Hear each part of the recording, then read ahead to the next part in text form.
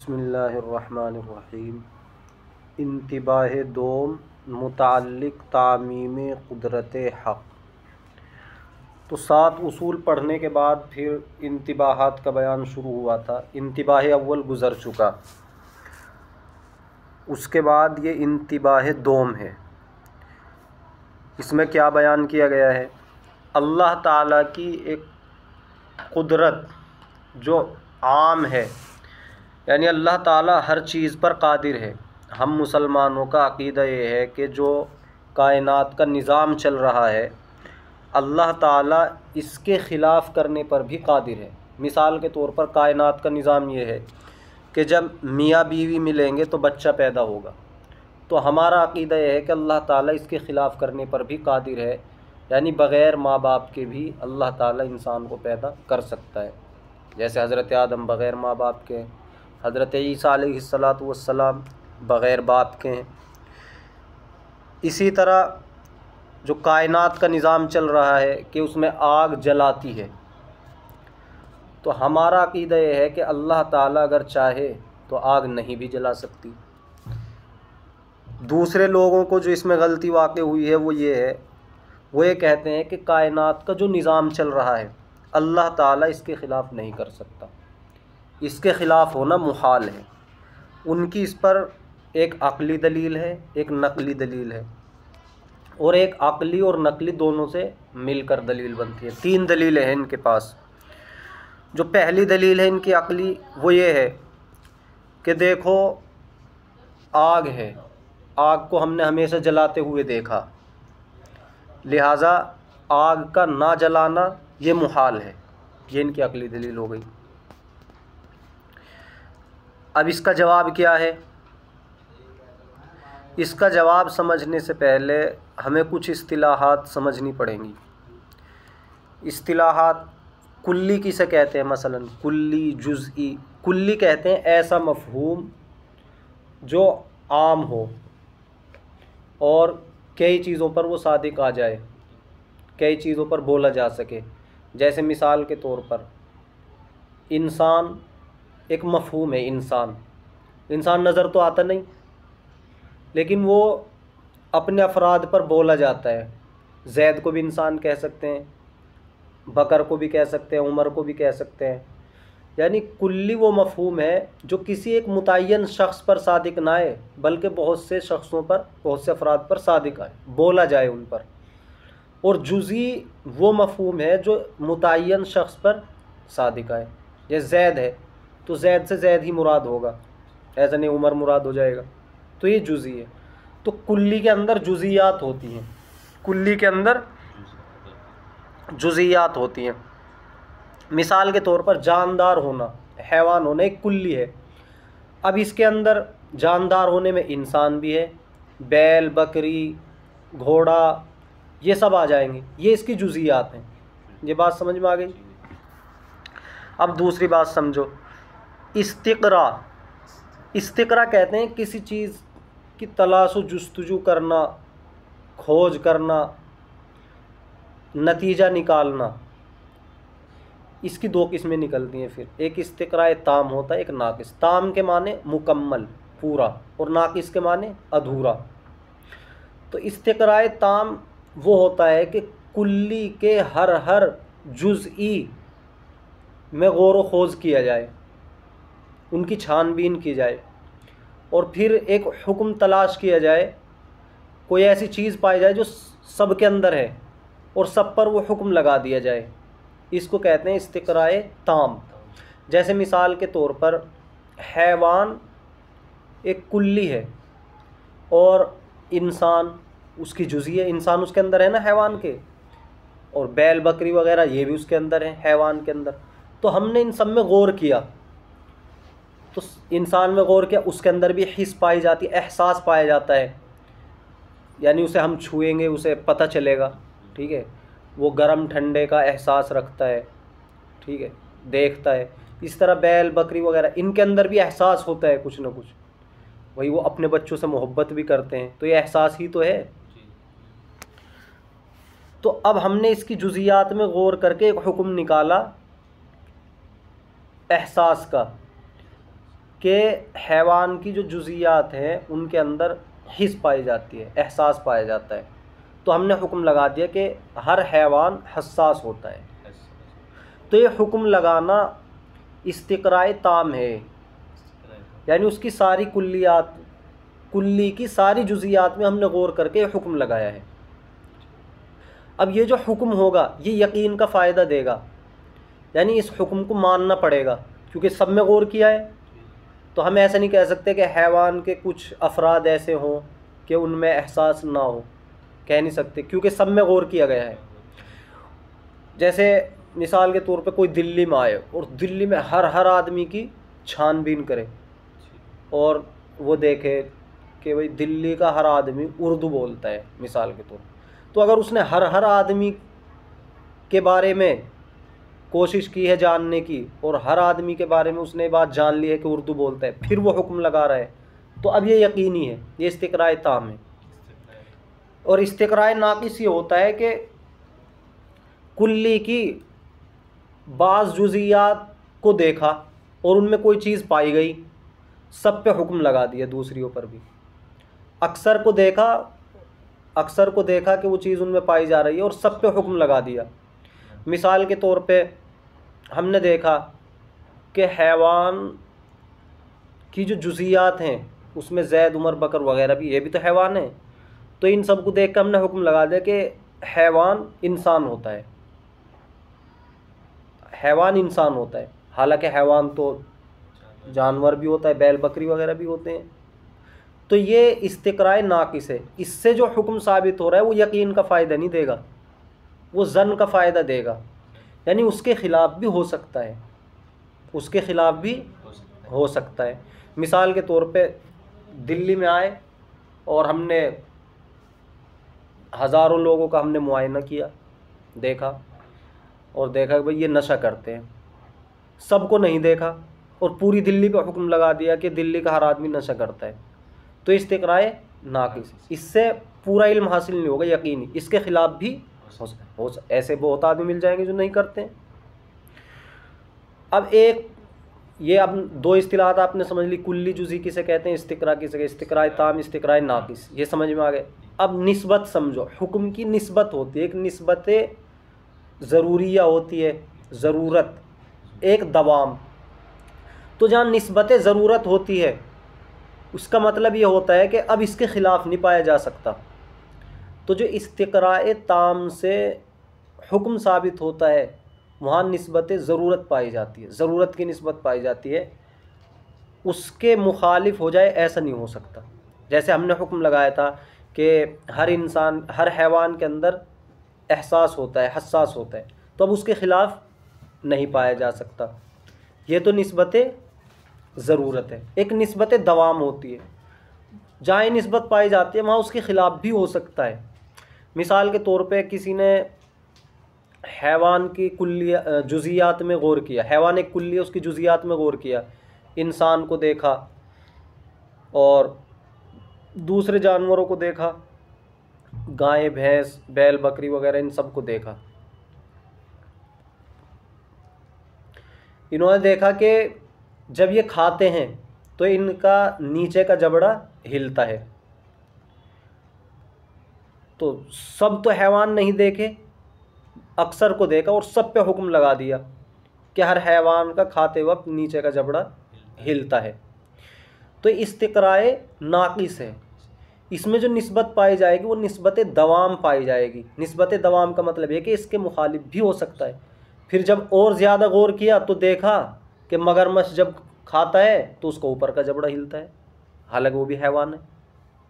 یا جیسے ہم نے ابھی دلی کی مثال دی تھی، حکم لگا دیا تھا کہ ہر آدمی نشہ کرتا ہے، لیکن جب غور کیا تو ایسے بھی پائے گئے نشہ نہیں کرتے۔ تو یہ جو نسبت پائی جا رہی ہے اس حکم میں، یہ نسبت دوام کی ہے۔ دوام کا مطلب یہاں یہ ہے کہ اس کے مخالف بھی ہو سکتا ہے۔ اب سمجھو ان کی دلیل کا جواب۔ انہوں نے یہ کہا تھا کہ جو موجودہ کائنات کا نظام چل رہا ہے ہم دیکھتے ہیں کہ اس کے خلاف ہوتا نہیں، مثلا آگ جلاتی ہے اس کے خلاف ہوتا نہیں، لہذا ایسا ہو نہیں سکتا کہ کوئی آگ میں گرے اور وہ نہ جلے۔ تو ہم یہ کہیں گے ان سے کہ آپ نے جو یہ حکم لگایا ہے یہ استقراء تام ہے ناقص، استقراء تام ہے ناقص، تو یہ استقراء ناقص ہے، یعنی آگ جلاتی ہے، اس کے اندر نہ جلانا بھی پایا جاتا ہے، بھائی جلا بھی سکتی ہے نہیں بھی جلا سکتی ہے، لیکن انہوں نے غور و خوض کر کے یہ حکم لگایا کہ آگ جلاتی ہے، تو استقراء ناقص ہے۔ ناقص اس وجہ سے ہے کیونکہ ایسے واقعات پائے گئے ہیں کہ جن میں آگ نے نہیں جلایا ہے، مثال کے طور پہ حضرت ابراہیم علیہ السلام کا واقعہ، ٹھیک ہے، اور اس میں جو نسبت پائی جاتی ہے وہ نسبت دوام پائی جاتی ہے استقراء ناقص میں، یعنی اس کے خلاف بھی ہو سکتا ہے، ایک بات تو یہ۔ دوسری بات یہ ہے کہ استقراء ناقص سے جو حکم ثابت ہوتا ہے وہ ظنی ہوتا ہے، یقینی نہیں ہوتا، اور جب ایک طرف ظنی دلیل ہو اور دوسری طرف یقینی دلیل ہو تو یقینی کو ترجیح ہوتی ہے، تو آگ کا جلانا کہ آگ ہر حال میں جلائے گی یہ تو ایسی دلیل سے ثابت ہے جو ظنی ہے، اور آگ کبھی ایسا بھی ہو سکتا ہے کہ نہ جلائے، یہ ایسی دلیل سے ثابت ہے جو یقینی ہے، قرآن سے ثابت ہے، حدیث سے ثابت ہے، اس لیے اس کو ترجیح ہوگی، اور اس میں تعویل بھی نہیں کر سکتے، یعنی قرآن و حدیث میں جو الفاظ آئے ہیں ان سے یہ بات ثابت ہو رہی ہے کہ حضرت ابراہیم علیہ السلام کو آگ میں ڈالا گیا لیکن آگ نے نہیں جلایا، تو ہم ان میں تعویل نہیں کر سکتے۔ تعویل کا مطلب یہ ہے کہ ہم ان کو ان کے ظاہری معنی سے نہیں پھیر سکتے کہ ان کے کچھ اور معنی مراد لے لیں، وہاں ایسا بھی نہیں کر سکتے، کیونکہ ایسا ہوتا ہے ضرورت کے وقت جہاں اس کے مقابلے میں یقینی دلیل پائی جا رہی ہو، لیکن یہاں تو ظنی دلیل پائی جا رہی ہے، تو کیسے قرآن و حدیث کے الفاظ میں ہم تعویل کر لیں گے، یہ بھی نہیں ہو سکتا۔ تو لہٰذا ان کا یہ کہنا کہ جو نظام چل رہا ہے اس کے خلاف کرنے پر اللہ قادر نہیں ہے، اور دلیل ان کی یہ دینا کہ دیکھو آگ نہیں جلاتی ہے، تو یہ درست نہیں ہے۔ اچھا، یہ جو دلیل دے رہے ہیں یہ دلیل بھی نہیں ہے، یہ تو خود ان کا دعویٰ ہے، یہ تو ان کا دعویٰ ہے کہ دیکھو آگ جلاتی ہے، آگ جلاتی ہے، ایسا نہیں ہو سکتا کہ آگ نہ جلائے، اور اسی کو وہ دلیل بنا رہے، دلیل بھی تو یہ دے رہے کہ آگ جلاتی ہے، جو دعویٰ ہے وہی دلیل۔ اور دوسری بات اس میں یہ بھی ہے کہ آگ جلاتی ہے، ہم نے نہیں دیکھا کہ آگ نہ جلائے، تو نہ دیکھنا جیسا کہ پہلے اصول میں پڑھا تھا، کس چیز کا سمجھ میں نہ آنا یا اس کا دکھائی نہ دینا اس کے باطل ہونے کی دلیل تھوڑا ہی ہے۔ تم نے بہت ساری چیزیں نہیں دیکھی ہیں، بہت سے لوگ امریکہ نہیں دیکھا ہے، تو کیا امریکہ کا انکار کریں گے؟ اور تیسری بات یہاں یاد رکھنی ہے کہ آپ اس کو محال بتا رہے ہیں کہ آگ کا نہ جلانا یہ محال ہے، یہ محال ہونا کیسے ثابت کر دیا؟ بھئی محال تو خلاف عقل کو کہتے ہیں، اور یہ خلاف عقل تھوڑا ہی ہے، خلاف عقل کا مطلب یہ ہے کہ ایسا کبھی نہ ہو سکتا ہو،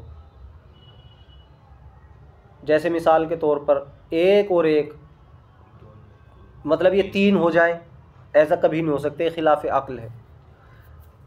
تو اور آگ کا نہ جلانا یہ خلاف عقل نہیں ہے، خلاف عادت تو ہے، اور خلاف عقل اور خلاف عادت میں بہت فرق ہے، پیچھے آپ پڑھ چکے ہیں اصول کے اندر، یعنی خلاف عقل تو کبھی واقع نہیں ہو سکتا، خلاف عادت واقع ہو سکتا ہے۔ خلاف عادت میں تو یہ ہوتا ہے کہ ہمارے دیکھنے میں نہیں آتا، مثال کے طور پہ جب تک موبائل نہیں بنا تھا ان لوگوں کے لیے موبائل خلاف عادت چیز تھی، کیسے وہ یقین کر لیتے اگر کوئی ان سے بتاتا؟ لیکن کیا ان کے یقین نہ کر لینے سے اور ان کے سمجھ میں نہ آنے سے موبائل کا وجود نہیں ہوا؟ تو ایسے ہی یہ ہے، بھئی آگ کا نہ جلانا یہ خلاف عادت ہے، خلاف عقل نہیں۔ تو ان کی جو عقلی دلیل تھی یہ اس کا جواب ہو گیا۔ دوسری ہے ان کی نقلی دلیل۔ نقلی دلیل یہ ہے وَلَن تَجِدَ لِسُنَّتِ اللَّهِ تَبْدِيلًا، کہ آپ ہرگز اللہ کی سنت میں تبدیلی نہیں پائیں گے، یعنی اللہ کی جو سنت ہے، یعنی کائنات کو جو نظام چل رہا ہے اس کے خلاف نہیں آپ پائیں گے، کوئی اس کو بدلنے والا آپ نہیں پائیں گے۔ تو ان کی دلیل اس وقت تو درست ہوتی ہے اگر سنت سے مراد کائنات کا نظام ہوتا، ہر چیز، اللہ کا ہر فیصلہ، اللہ کی عادت، طریقہ جو چلا رہا ہے وہ مراد ہو، اور بدلنے والے سے کوئی نہیں بدل سکتا۔ تبدیلی، یہ کہہ رہے کہ تبدیلی نہیں پائیں گے، تو تبدیلی کرنے والا کون ہے؟ اس میں اگر سب کو مراد لیا جائے کہ نہ اللہ تبدیلی کر سکتا، نہ اللہ کے علاوہ کوئی، جب تو یہ دلیل بن سکتی ہے۔ پھر ترجمہ اس طرح ہو جائے گا کہ کائنات کا جو کچھ بھی نظام ہے اس میں نہ اللہ تبدیلی کر سکتا، نہ اللہ کے علاوہ کوئی کر سکتا۔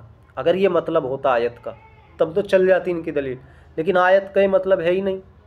سنت سے مراد کائنات کا مکمل نظام نہیں ہے کہ ہر طریقہ جو بھی کائنات میں چل رہا ہے وہ نہیں ہے، بلکہ آگے پیچھے سے جب اس آیت کے آگے پیچھے سے پڑھتے ہیں تو جو بات سمجھ میں آتی ہے وہ یہ ہے کہ یہاں مراد ہے حق باطل پر غالب رہے گا، یعنی اللہ کا یہ طریقہ کہ حق باطل پر غالب رہے، دلائل کی بنیاد پر، دلائل کے میدان میں باطل حق پر کبھی غالب نہیں آ سکتا، حق ہی غالب رہے گا۔ تو اللہ کے اس طریقے کو کوئی نہیں بدل سکتا، ایسا نہیں ہو سکتا کہ حق مغلوب ہو جائے، یہ مراد ہے سنت سے خاص۔ اور اگر اس سے عام مراد لیا جائے کہ ہر طریقہ، تو پھر جو بدلنے والا ہے اس سے مراد ہے غیر اللہ، یعنی اللہ کے علاوہ کوئی نہیں بدل سکتا اللہ کے طریقے کو، یعنی نظام کائنات کو اللہ کے علاوہ کوئی نہیں بدل سکتا۔ پھر یہ ہے مطلب اس کا، جب بھی ان کی بات ثابت نہیں ہو سکتی اللہ بدل سکتا ہے، اور ہم بھی اسی بات کو کہہ رہے ہیں۔ یہ اس کا جواب ہوا ان کی دلیل نقلی کا۔ ایک دلیل ہے ان کی عقلی اور نقلی دونوں سے مل کے، وہ یہ ہے کہ دیکھو جو کائنات کا نظام ہے یہ اللہ کا وعدہ فعلی ہے، یعنی جو کچھ یہ نظام چل رہا ہے، جو کچھ ہوتا ہے کائنات میں، گویا کہ وہ اللہ کا وعدہ ہے، اللہ نے وعدہ کر لیا ایسے ہی ہوگا، ٹھیک ہے۔ یہ تو عقلی دلیل ہوئی۔ اور نقلی دلیل یہ ہے کہ اللہ اپنے وعدے کے خلاف نہیں کرتا، ان اللہ لا یخلف المیعاد۔ تو جب اللہ کا وعدہ ہے، یعنی کائنات میں جو کچھ ہو رہا ہے اس کے ہونے کا اللہ نے وعدہ کر لیا ہے، تو وہ تو ہو کے رہے گا، کیونکہ اللہ اس کے خلاف نہیں کرتا۔ اور انہوں نے یہی دعویٰ کیا تھا کہ جو کچھ کائنات میں چل رہا ہے اللہ اس کے خلاف نہیں کرتا، لہٰذا ان کی بات ثابت ہو گئی۔ اس طرح دلیل دیتے ہیں وہ۔ ہم کہتے ہیں کہ آپ کی پہلی بات کہ اللہ تعالیٰ نے جو یہ نظام چلا رکھا ہے، کائنات کا جو نظام چل رہا ہے، یہ اللہ کا وعدہ ہے، یہ ہمیں تسلیم نہیں ہے۔ دوسری بات تو تسلیم ہے کہ اللہ اپنے وعدے کے خلاف نہیں کرتا، لیکن یہ وعدہ ہے پہلے اسے ثابت کرو نا۔ مثال کے طور پہ برسات کے موسم میں بارش ہوتی ہے، بارش ہو رہی ہے، کبھی ایسا بھی ہوتا ہے نہیں ہوتی، تو اس سے پتہ چلتا ہے کہ اللہ کا یہ وعدہ نہیں ہے، یہ جو نظام چلا، کیونکہ اگر یہ اللہ کی عادت ہے، یعنی بارش ہو رہی ہے تو عادت بن گئی، تو اگر یہ اللہ کا وعدہ ہوتی تو پھر اللہ اس کے خلاف کیوں کرتا، بارش رکتی کیوں؟ تو اس سے پتہ چلا کہ یہ اللہ کا وعدہ نہیں ہے۔ اب اس پر وہ اعتراض کرتے ہیں کہ بارش کا ہونا اور نہ ہونا یہ اللہ کا وعدہ فعلی ہے، یعنی وہ کہتے ہیں یہ بھی تو اللہ کی عادت ہے، جب اسباب پائے جاتے ہیں بارش ہونے کے تو بارش ہو جاتی ہے، اسباب نہیں پائے جاتے تو نہیں ہوتی، تو یہ اللہ کی عادت ہے۔ ہم یہ کہتے ہیں کہ وہ جو اسباب ہیں ان اسباب کے پائے جانے کے بعد کیا اثرات مرتب ہوں گے، ان اسباب کا نتیجہ کیا نکلے گا، یہ اللہ کے ارادے اور مشیت سے ہوتا ہے، یعنی اللہ کی چاہت سے ہوتا ہے۔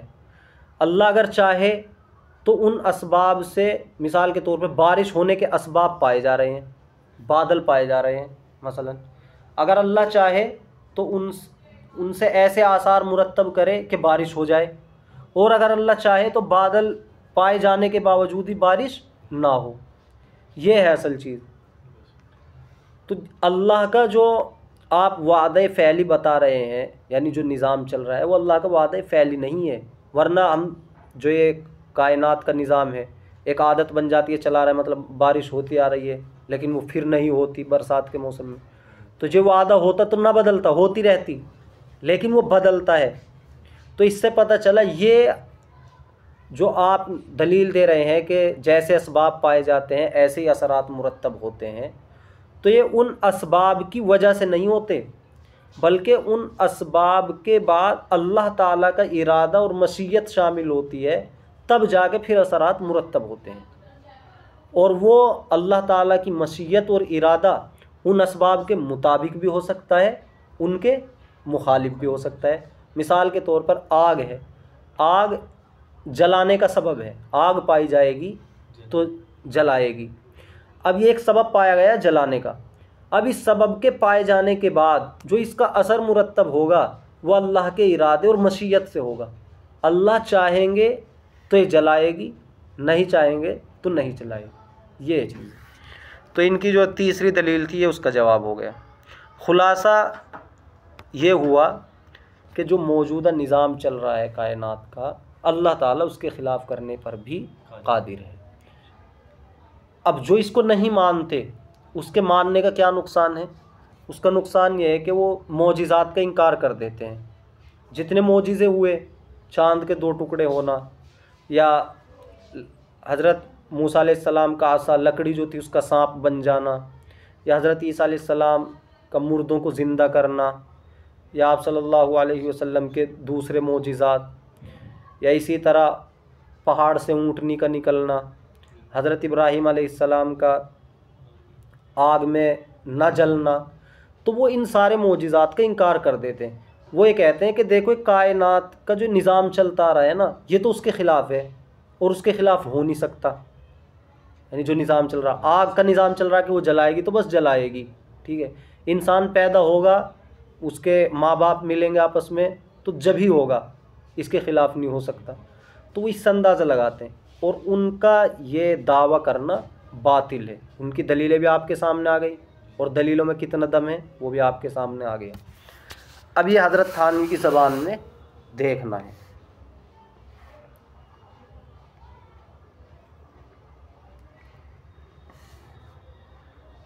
پہلی مذکور غلطی کا حاصل خدائے تعالیٰ کی ایک مخصوص صفت کا دوسرے کے لیے اس بات تھا. پہلے جو ایک غلطی گزری ہے آپ نے پڑھی تھی، وہ جس میں بیان آیا تھا حیولہ کا، ہاں، تو اس میں اللہ تعالیٰ کی ایک مخصوص صفت تھی، قدیم ہونا، کہ اللہ تعالیٰ قدیم ہے، ہمیشہ سے ہے. اور اس کو دوسرے کے لیے ثابت کر رہے تھے ہم، مادے کے لیے. مادے کو حادث نہیں مان رہے تھے، اسے ہمیشہ سے مان رہے تھے نا. پہلے ہی غلطی گزری ہے تو اس کے تو بیان آ چکا. اور اس دوسری غلطی کا حاصل خدائے تعالیٰ کی ایک صفت کمال کو خدائے تعالیٰ سے نفی کر دینا ہے. تو پہلے تو جو اللہ تعالیٰ کی ایک صفت تھی اس میں دوسرے کو شریک کر رہے تھے، یعنی مادے کو قدیم بنا رہے تھے. یہاں ایک اللہ تعالیٰ کی صفت کمال ہے، یعنی ہر چیز پر قادر ہونا، اس کا انکار کر رہے ہیں، نفی کر رہے ہیں. اور وہ صفت کمال عموم قدرت ہے، یعنی اللہ تعالیٰ کی قدرت کا عام ہونا، ہر چیز پر قادر ہونا. کیونکہ اس زمانے کے نو تعلیم یافتوں کی زبان، نو تعلیم یافتہ جدید تعلیم جو حاصل کر رہے ہیں، سائنس وغیرہ جو پڑھتے ہیں،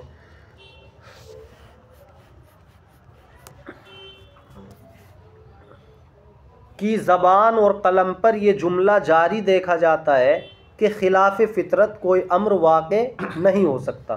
یہ کہتے ہیں، یہ سر سید احمد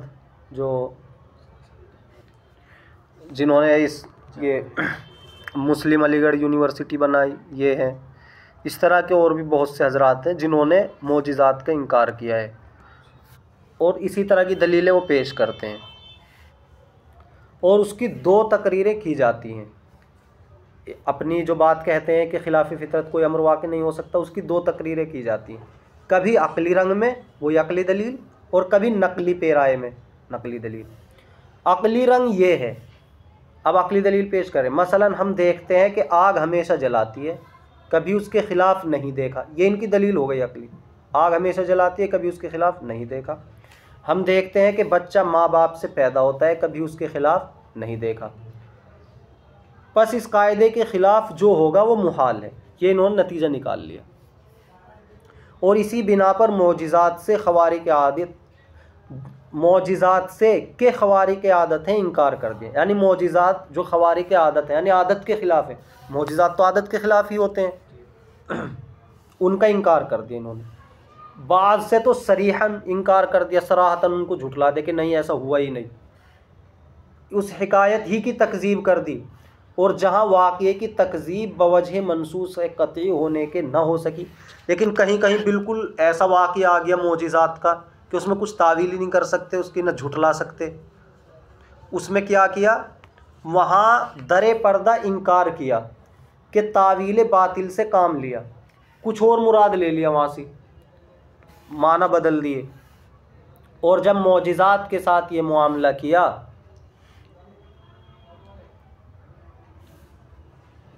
تو کرامات اولیاء تو کسی شمار میں نہیں، پھر کرامات کا بھی انکار ہو گیا. کیونکہ معجزات کسے کہتے ہیں؟ معجزہ کہتے ہیں جو پیغمبر کے ہاتھ پر ہوتا ہے، اللہ تعالیٰ کے حکم سے ہوتا ہے، پیغمبر کی تائید کے لیے، ان کی سچائی کو ثابت کرنے کے لیے. اس میں نبی کا کوئی دخل نہیں ہوتا کہ وہ اپنی مرضی سے معجزہ دکھا دیں. ایسے ہی کرامت کسی اللہ کے ولی کے ہاتھ پر ظاہر ہوتی ہے اللہ کے حکم سے، اس میں بھی ولی اپنی مرضی سے کرامت کوئی نہیں دکھا سکتا ہے.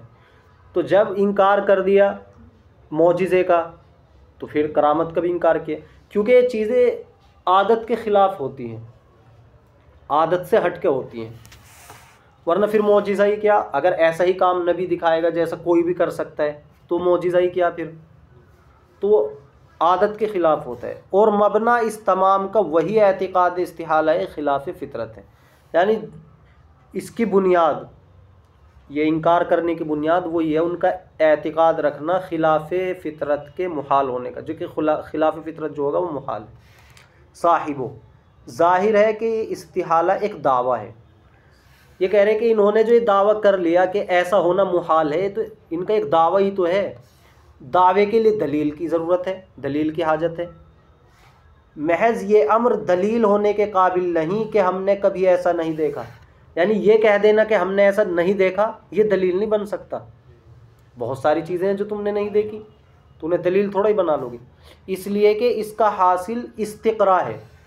یعنی جو کچھ وہ کہہ رہے ہیں کہ ہم نے نہیں دیکھا ایسا، اس کا حاصل استقراء ہے. استقراء وہی بتایا. مثال کے طور پہ دلی میں آئے اور ہم نے بس 10 آدمیوں سے ملاقات کی، اوروں کو نہیں دیکھا، اور ان 10 آدمیوں کو پایا کہ سگریٹ پیتے ہیں، اور ہم نے حکم لگا دیا دلی پہ پوری پہ کہ سب سگریٹ پیتے ہیں. تو ہم کیا کہیں گے کہ ہم نے دلی میں کسی کو ایسا نہیں دیکھا جو سگریٹ نہ پی رہا ہو. ارے بھائی تم نے دیکھے ہی وہ 10 آدمی ہیں، اس کے علاوہ جب دیکھا ہی نہیں تو نہ دیکھنا یہ دلیل تھوڑا ہی بن جائے گا. بس یہ تو زیادہ سے زیادہ ہے کہ استقراء ہے، آپ نے غور و خوض کیا. اور استقراء میں چند جزیات کا مشاہدہ ہوتا ہے، چند لوگوں کا مشاہدہ کیا آپ نے، چند جزیات کا. اس سے دوسری جزیات پر استدلال کرنا قطعی نہیں ہو سکتا. دوسروں پہ نہیں حکم لگا سکتے. اس کی وجہ سے تم بس جتنا دیکھا ہے اتنے پہ حکم لگا سکتے ہو. البتہ مرتبہ ظن میں دوسری جزیات کے لیے بھی اس حکم کو ثابت کہہ سکتے ہیں. مرتبہ ظن میں ظن کر سکتے ہیں، گمان.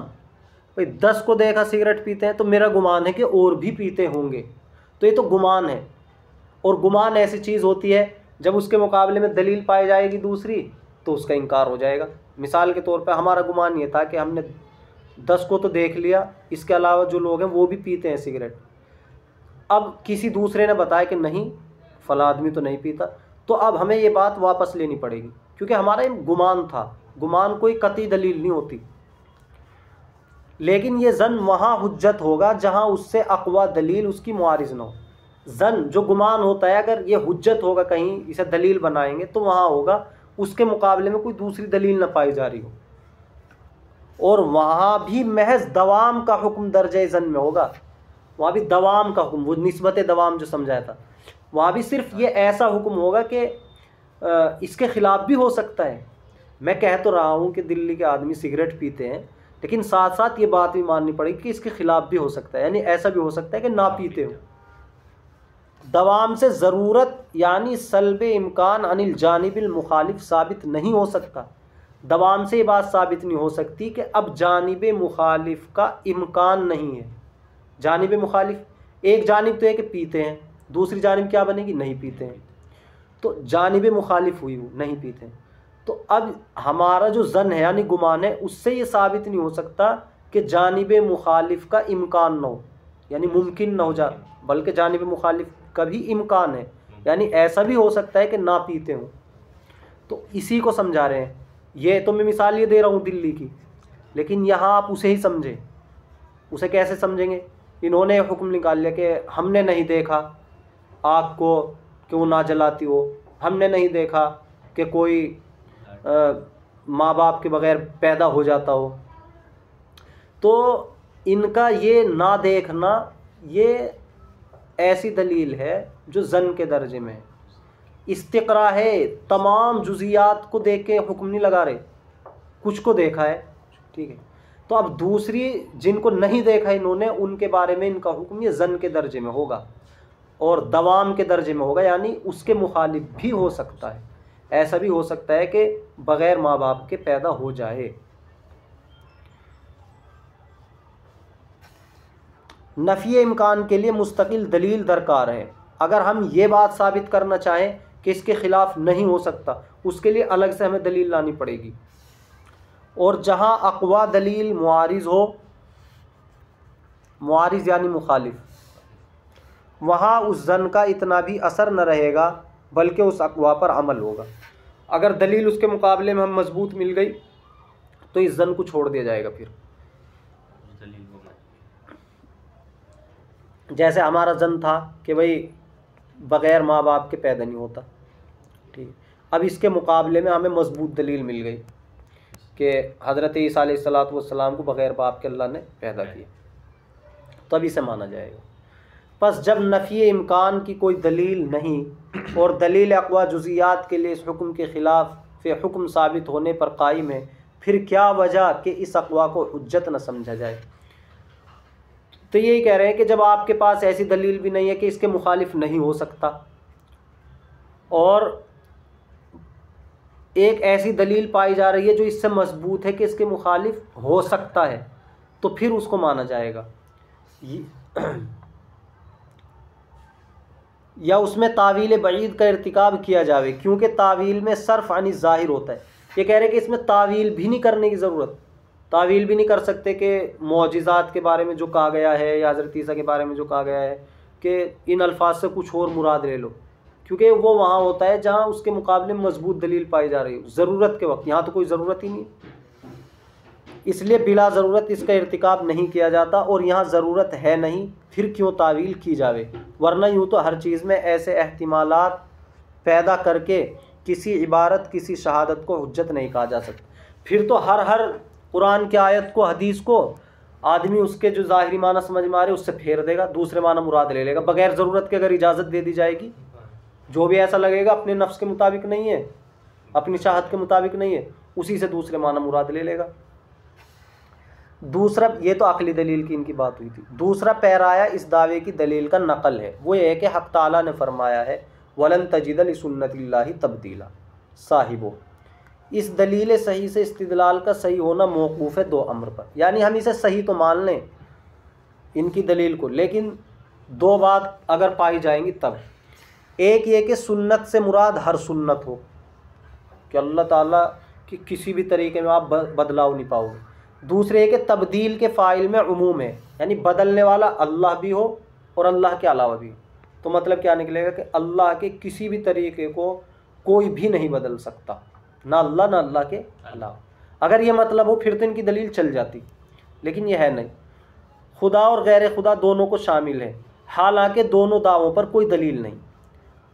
ممکن بلکہ واقع بھی ہے کہ سنت سے مراد بقرینہ سیاق و سباق، سیاق و سباق کہتے ہیں آگے پیچھے، خاص امور ہیں سنت سے مراد جو ان آیات میں مذکور ہیں، جن کا حاصل حق کا غلبہ ہے باطل پر، خواہ بالبرہان ہو یا بالسنان. حق غالب رہے گا باطل پر بالبرہان، دلائل سے، بالسنان مقابلے سے، جنگ سے. جب بھی جنگ ہوگی یا دلائل کی بات آئے گی تو حق غالب رہے گا. یہ اللہ تعالیٰ کی اس سنت کو کوئی نہیں بدل سکتا. ایسا نہیں ہو سکتا کہ کوئی حق کو مغلوب کر دے. اور اگر اس میں عموم لیا جائے، یعنی سنت سے ہر سنت ہر طریقہ مراد لے لیا جائے پورے نظام کائنات، تو تبدیل کا جو فاعل ہوگا، بدلنے والا غیر اللہ ہے. پھر مطلب یہ ہوگا کہ اللہ کے کسی بھی طریقے کو اللہ کے علاوہ کوئی نہیں بدل سکتا، مطلب اللہ بدل سکتا ہے. تو ان کی بات تو ثابت نہیں پھر بھی. یعنی خدا تعالیٰ کے معمول کو کوئی دوسرا شخص نہیں بدل سکتا. جیسے دنیا میں بعض احکام شاہی میں کسی جماعت کی شورش وغیرہ بعض اوقات سنگ راہ ہو جاتی ہے. جیسے کوئی حاکم فرمان جاری کرتا ہے لیکن کوئی جماعت کھڑی ہو جاتی ہے. جیسے ہمارے یہاں بل آیا اور کسان کھڑے ہو گئے تو واپس کرا دیا. تو ایسے نہیں ہو سکتا اللہ کے حکم میں کہ اللہ نے حکم دیا اور اس کو اللہ کے علاوہ کوئی بدل دے، بلکہ جو دے دیا وہ چلے گا. مقصود اس سے توثیق ہوگی وعدہ وعید کی.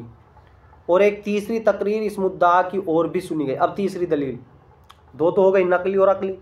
یہ نقلی اور عقلی دونوں جو مرکب ہے عقلی اور نقلی سے، وہ یہ کہ عادت اللہ ایک وعدہ فعلی ہے اور وعدے میں تبدیل بالنص محال ہے.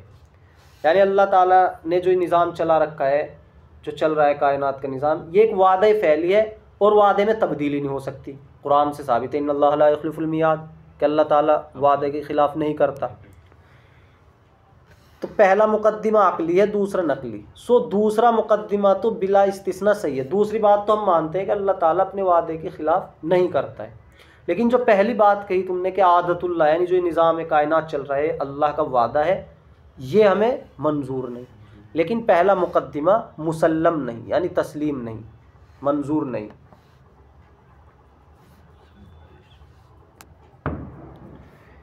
موسم بارش میں بارش ہوتے ہوئے جب کبھی اول بار امساک بارہ ہوا ہوگا. موسم بارش میں بارش ہوتے ہوئے پہلی بار امساک کہتے ہیں رکنے کو. امساک بارہ بارش کا رکنا ہوا ہوگا جب تک کہ اس کی عادت بھی نہ تھی، کیونکہ عالم کا حادث ہونا پہلے ثابت ہو چکا ہے. تو اگر وہ عادت وعدہ تھا تو اس وعدے میں خلاف کیسے ہو گیا؟ یہ ہم نے ان سے سوال کر دیا. تم اللہ کی عادت کو وعدہ بتا رہے ہو، تو جو بارش کے موسم میں بارش ہو رہی ہے، ہوتی جا رہی ہے، تو یہ تو اللہ کی عادت ہو گئی. اور تم اللہ کی عادت کو وعدہ بتا رہے ہو اور وعدے میں تبدیلی نہیں ہوتی. تو بارش رکنی نہ چاہیے تھی، برسات کے موسم میں ہوتی رہتی، لیکن رک گئی. اس کا مطلب ہے کہ اللہ کا وعدہ نہیں ہے. تنوعات سب حادث ہیں. جیسے نو بدلتی رہتی ہیں، نو کہتے ہیں قسم کو. جیسے مثال کے طور پہ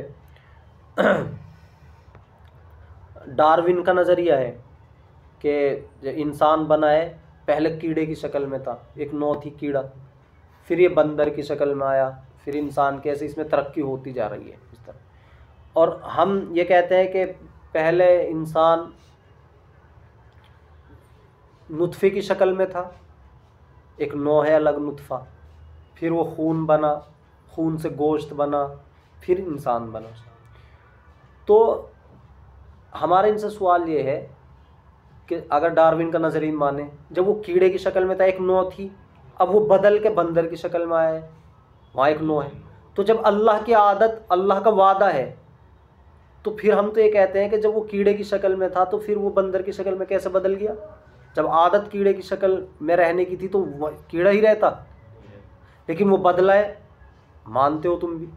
یا اگر یہ اسلامی نظریہ لو کہ وہ نطفے کی شکل میں تھا، پھر نطفے سے خون بنا، خون سے گوشت بنا، پھر انسان بنا. تو یہ جو نوع میں تبدیلی ہو رہی ہے، اگر عادت اللہ کا وعدہ ہوتی تو جس وقت وہ نوع نطفے کی شکل میں تھا، انسان نوع نطفے کی شکل میں تھا انسان، تو اس سے بدل کے وہ خون کی شکل میں نہ آتا، ورنہ یہ سمجھا جائے گا اللہ تعالیٰ نے اپنی عادت کے خلاف کر دیا. تو پتہ چلا کہ یہ جو عادت ہے، عادت اللہ کا وعدہ نہیں ہے. تنوعات سب حادث ہیں. تنوعات وہی نوع، جب مادے میں اول نوع پیدا ہوئی ہے اور مدت تک اسی نوع کے افراد پیدا ہوتے رہے تو یہی عادت ہو گئی.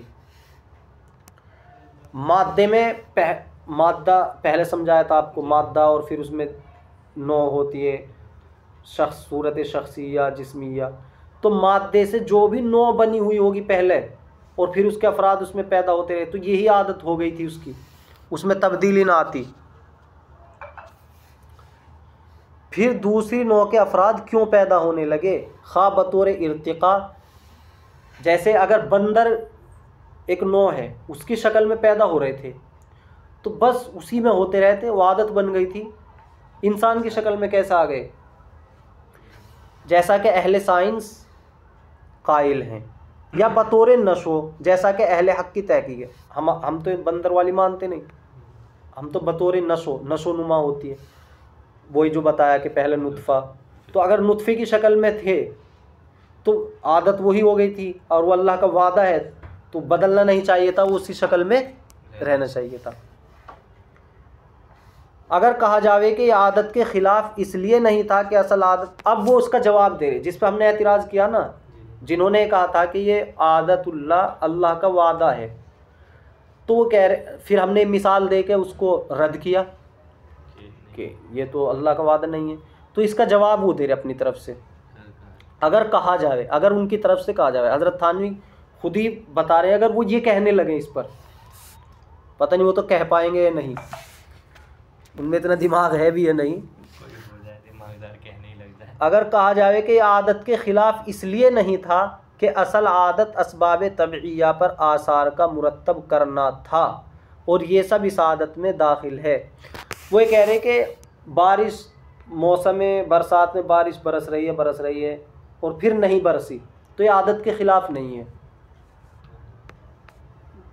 اس لیے کہ جب اسباب برسنے کے پائے جا رہے تھے تو برسی، جب اسباب ایسے پائے گئے کہ نہ برسے تو نہیں برسی، تو اسی کو کہہ رہے کہ عادت اسی کو کہتے ہیں کہ اسباب طبعی، یعنی ظاہری اسباب جیسے پائے جائیں اسی کے مطابق کام ہو جائے، یہی تو عادت ہے، ان کا کہنا یہ ہے، اور یہ سب اس عادت میں داخل ہیں۔ تو ہم کہیں گے چونکہ اسباب طبعیہ خود تصرف قدرت و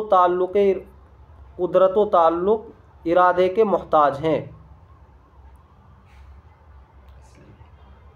خود تصرف قدرت و تعلق ارادے کے محتاج ہیں، یعنی یہ جو ظاہری اسباب ہیں کہ بادل پائے جائیں گے تو بارش ہوگی، آگ پائی جائے گی تو جلائے گی، ان اسباب کے لیے بھی ضرورت ہے اللہ کے ارادے اور اس کی مشیت، یہ محتاج ہیں۔ اللہ کا ارادہ پایا جائے گا، اس کی قدرت کا تصرف پایا جائے گا، تب جا کے اس کا اثر ظاہر ہوگا۔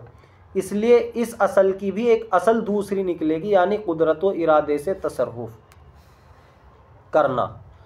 پس اصل عادت اس کو کہیں گے، اصل عادت یہ ہے کہ اللہ تعالیٰ اپنی مشیت اور اپنے ارادے سے تصرف کرتا ہے، اپنی قدرت سے تصرف کرتا ہے، یہ ہے عادت۔ اور یہ اللہ کی عادت ایسی ہے کہ جب چاہے وہ اسباب کے مطابق تصرف کرے اور جب چاہے اس کے خلاف کرے، لہذا یہ نہیں کہا جا سکتا کہ آگ جلائے گی، کبھی ایسا نہیں ہو سکتا کہ نہیں جلا سکتی، کیونکہ عادت اللہ ہے، عادت اللہ یہ ہے کہ آگ جلاتی ہے، لیکن اللہ کی عادت کا مطلب یہ ہے کہ وہ اپنے ارادے اور اپنی قدرت سے تصرف کرتا ہے اسباب کے اندر، ان اسباب سے کبھی تو ان کے موافق کام لیتا ہے اور کبھی اس کے مخالف۔ اس اعتبار سے خلاف عادت بھی موافق عادت کے ہو گیا، جو چیز ہمیں خلاف عادت بھی نظر آ رہی نا وہ بھی موافق عادت کے ہو جائے گی۔ کیسے؟ مان لو آگ جلاتی ہے، ہمارے اعتبار سے تو یہ عادت کے مطابق ہے، آگ نہیں جلائے گی ہمارے حساب سے عادت کے خلاف ہے، لیکن اصل عادت کہتے ہیں کہ اللہ تعالیٰ اپنی قدرت سے تصرف کرے۔ عادت کا اصل مطلب کیا ہے؟ اللہ تعالیٰ اپنی قدرت سے تصرف کرے، یعنی اپنی قدرت سے بدلے کام کو، کچھ بھی کرے، تصرف کہتے ہیں۔ تو اللہ تعالیٰ کا اپنی قدرت سے تصرف کرنا یہ عادت ہے۔ اب اس نے تصرف یہ کیا کہ آگ نہیں جلائے گی، بتاؤ تو یہ نہ جلانا بھی عادت کے مطابق ہے؟ نہیں، عادت کے مطابق ہے، اگرچہ ہمیں ایسا لگ رہا ہے کہ عادت کے خلاف ہے، لیکن یہ ہمارے اعتبار سے کیونکہ ہمیں نظر نہیں آتا، لیکن چونکہ عادت کہتے ہیں اللہ تعالیٰ اپنی قدرت سے تصرف کرے گا، اللہ تعالیٰ اپنی قدرت سے کام لے گا، اللہ تعالیٰ اپنے ارادے سے کام لے گا، تو اب اللہ تعالیٰ نے آگ سے کام لیا نہ جلانے کا، تو اس کی عادت کے مطابق ہوا ہے نہیں، جیسا اس کی عادت نے چاہا، تو یہ عادت کے موافق، اسی کو کہہ رہے حضرت تھانوی، اس اعتبار سے خلاف عادت بھی موافق عادت کے ہو گیا، موافق عادت کے ہو گیا۔ باعتبار صورت کے خلاف عادت کہنا صحیح ہے، صورت کے اعتبار سے، نظر آنے کے اعتبار سے تو خلاف عادت ہم کہہ سکتے ہیں، کیونکہ ہمیں تو ایسے ہی نظر آتا ہے آگ جلاتی ہے، اب نہیں جلا رہی ہے تو یہ تو خلاف عادت ہے، اور باعتبار حقیقت کے موافق عادت کہنا درست ہے، لیکن حقیقت کے اعتبار سے یہ بھی عادت کے موافق ہے، کیونکہ عادت کہتے ہیں اللہ تعالیٰ کا ان اسباب میں تصرف کرنا اپنی قدرت سے، ان کے آثار کو مرتب کرنے میں، سبب پایا جا رہا ہے کوئی، لیکن اس سبب سے کیا نتیجہ نکلے گا اس میں اللہ تعالیٰ کی قدرت کو دخل ہے۔